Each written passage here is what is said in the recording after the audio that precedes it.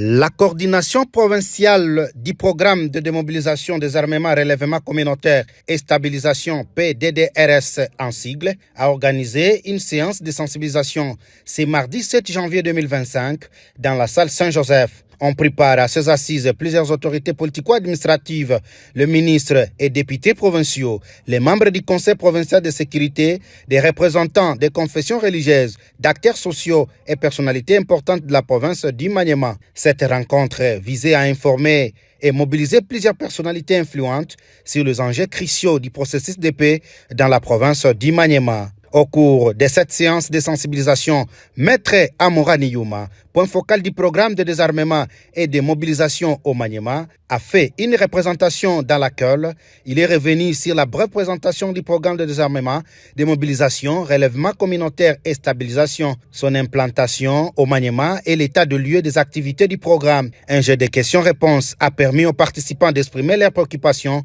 et recevoir des explications de la part du point focal de ce programme au Maniema. Lawam Selemani, ministre provincial de l'Intérieur et Sécurité, représentant le gouverneur Moussa Kabankoubi, a appelé les groupes armés à déposer les armes pour être pris en charge par les processus DDRSS. Au cours de ces assises, les animateurs du programme ont procédé à la remise symbolique des vélos destinés à 20 sensibilisateurs dans les 5 territoires concernés par le désarmement et démobilisation de quelques 23 groupes armés, selon la dernière cartographie effectuée par la coordination provinciale de ce programme au Maniema. Maître Amorani Yuma. Il est question à ce que nous puissions sensibiliser toutes les parties prenantes sur le démarrage effectif des activités de désarmement et de démobilisation dans notre province.